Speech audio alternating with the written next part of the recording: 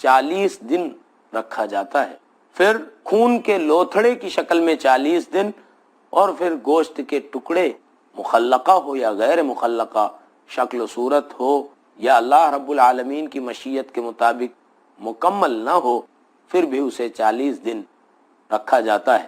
پھر اللہ رب العالمین ان 4 مہینوں کے بعد یرسل الیہ الملک، فرشتے کو اللہ رب العالمین بھیجتا ہے، یبعث الیہ الملک او یرسل الیہ الملک، فرشتہ بھیجا جاتا ہے یا اللہ رب العالمین فرشتہ بھیجتا ہے، فیکتب لہ من رزقہ واجلہ وعملہ وشقی ام سعید، فرشتہ 4 چیزیں لکھ دیتا ہے۔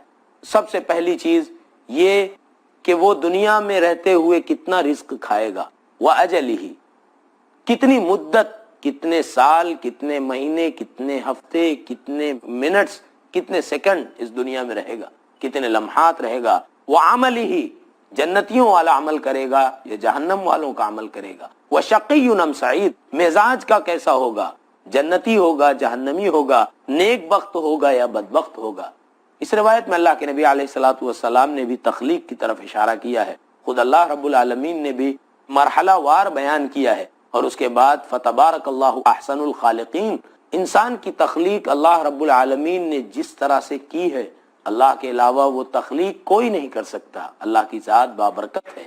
اگلی آیتوں میں اللہ رب العالمین نے قوموں کا تذکرہ کیا، حضرت صالح علیہ الصلوۃ والسلام کی قوم قوم ثمود کا، حضرت ہود علیہ الصلوۃ والسلام کی قوم قوم عاد کا سرسری تذکرہ کیا، اور یہ فرمایا کہ وہ کہتے ہیں جیسے آج کفار و مشرکین کہہ رہے ہیں، ایسے ہی وہ قومیں بھی کہتی تھیں، ایعدکم انکم اذا متم وکنتم ترابا وعظاما انکم مخرجون ہیہات ہیہات لما توعدون، قوموں نے یہی کہا جن چیزوں کا تم سے وعدہ کیا جاتا ہے یہ کیسے ہو سکتا ہے، یہ کہاں ہو سکتا ہے۔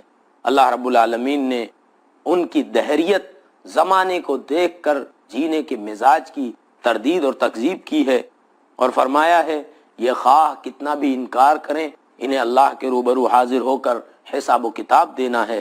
پھر انبیاء علیہم الصلاۃ والسلام کے بارے میں اللہ نے فرمایا یا ایھا الرسل کلوا من الطیبات واعملوا صالحا، او میسنجرز، پاکیزہ روزی کھاؤ اور نیک اعمال کرو۔ تو اللہ نے اپنے پیغمبروں کو پاکیزہ رزق کا حکم دیا، تو وہی حکم اللہ نے مومنوں کو بھی دیا ہے۔ رزق حرام ہو تو دعائیں قبول نہیں ہوتی۔ جب انبیاء علیہم الصلاۃ والسلام رزق حلال کے پابند تھے تو اس کا مطلب یہ ہے کہ مومنوں کی شان یہ ہونی چاہیے زندگی کے کسی بھی شعبے میں، کسی بھی موڑ پر وہ کبھی بھی رزق حرام کا شکار نہ ہوں۔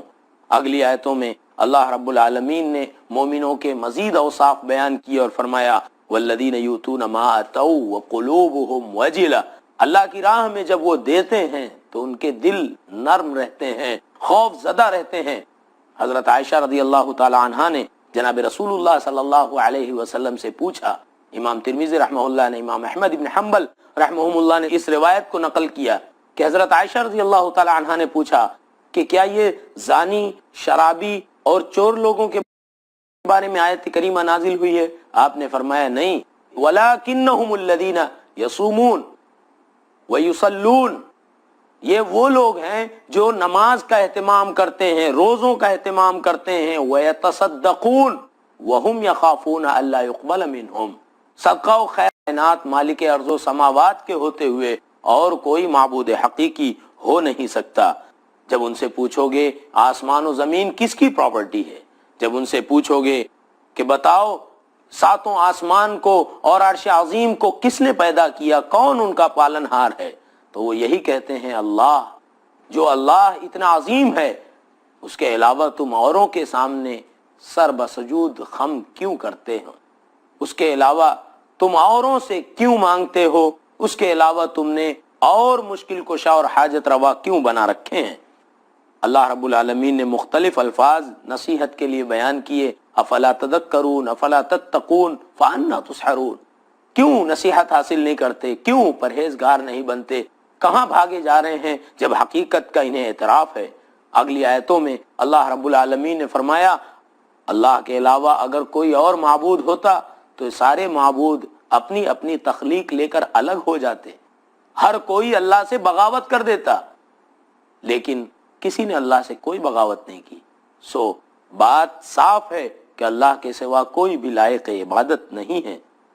اگلی آیتوں میں اللہ رب العالمین نے کفار و مشرکین کی موت کے وقت ان کی جو چاہت ہوتی ہے اس کا تذکرہ کرتے ہوئے فرمایا حتی اذا جاء احدهم الموت قال رب ارجعون لعلی اعمل صالحا فيما ترکت کلا انها کلمۃ هو قائلها. جب ان کے پاس موت کا فرشتہ موت کا پروانہ لے کر آئے، جب ان کی موت کا وقت آتا ہے تو وہ کہتے ہیں رب ارجعون، پروردگار تو مجھے کچھ موقع دے. اللہ فرماتے ہرگز نہیں. بات یہ ہے کہ یہ کہنے کی بات ہے، حقیقت یہ ہے کہ اپنے سامنے برزخ کو دیکھ کر انہوں نے اس خوف کا اظہار کیا ہے.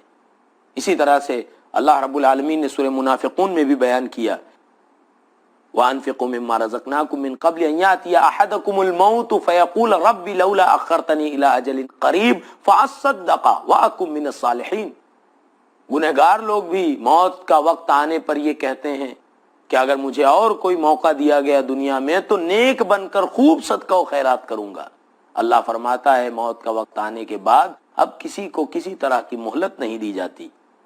اس سورہ میں سورۃ المومنون میں اخیر میں اللہ رب العالمین اور کفار و مشرکین کے درمیان جو بات چیت قیامت کے دن ہوگی، اللہ ان کی جس انداز سے سرزنش کرے گا اس کا تذکرہ فرمایا الم تکن آیاتی تتلی علیکم فکنتم بہا تکذبون. ہماری آیتیں تمہارے پاس نہیں آئی تھی پھر تم نے کس طرح سے تکذیب کی. وہ کہیں گے قالوا ربنا غلبت علینا شقوتنا وکنا قوما ضالین، معذرت کریں گے ہماری دلوں کی سختی ہم پر غالب آ گئی، ہم صحیح معنوں میں گمراہ لوگ ہیں. ربنا اخرجنا منها فإن عدنا فإنا ظالمون، ہمیں ایک بار جہنم سے نکال دے، دوبارہ اگر ہم نے یہ حرکت کی تو صحیح معنوں میں ہم ظالم ہوں گے.